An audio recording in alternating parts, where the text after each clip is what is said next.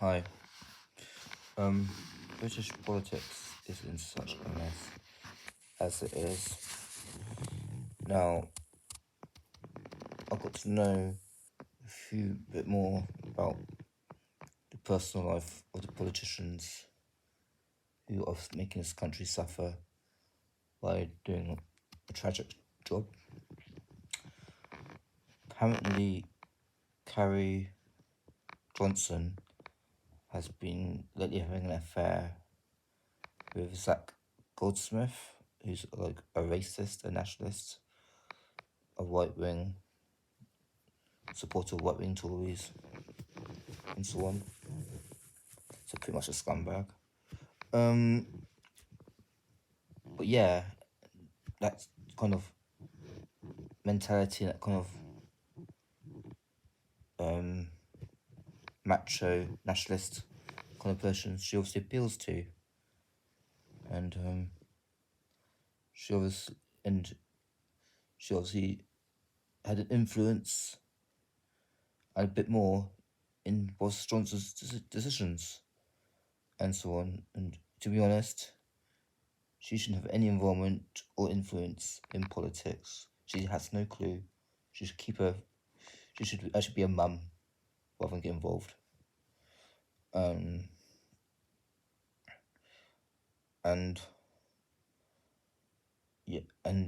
well, and obviously Boris Johnson listens to everything she says. And to be honest, the partner of a leader should not have anything to do with what's happening.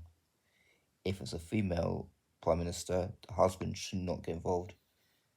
As it's a male prime minister, the wife shouldn't get involved.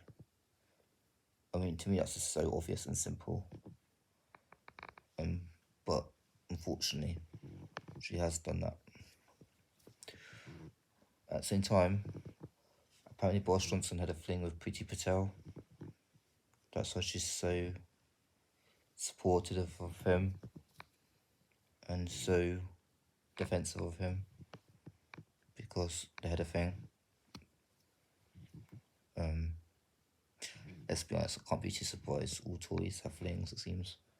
Matt Hancock, for starters, he should never lost his job. If Boris is doing the same, if Patel's doing the same, and probably others. So yeah, basically I think that was something about Michael Gove as well, leaving his wife for a man, and not being manly enough to separate and divorce. And they've all got the money and everything, and got the balls. So yeah, and obviously the Prime Minister's marriage is an absolute joke. Probably just to make headlines, to be honest. If they're really jumping into bed with other people. Which, by sounds, it's happening. Who would Patel go with next? Probably only the Prime Minister, because she wants to be his favourite person, because that's how she is. And she's so passionate and dedicated for him. But she wants to be a mistress, or wanted to be. And they didn't want this to come out, but I mean, and she tried to pay the tabloids and everything and the media to keep silent about it. And now they say I'm talking nonsense and I'm talking rubbish, but oh well. Lying again to protect your skin. No one wants you. In fact, the only people who want you to be there for the election to get ruined in the election, because then there'd be less chance unless if someone replaces you, which makes me beg to differ. if it's someone who's been part of Boris's cabinet, whoever it is, if they are Prime Minister coming next election, they should also get absolutely thrashed. But that's not how the British public works. Most countries, that would be how it would be. But most countries would have probably voted the leader out of the disastrous Brexit exit.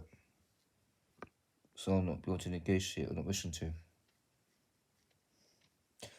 And also Boris, when he goes to see world leaders, he looks like a complete tramp in a suit for the first time.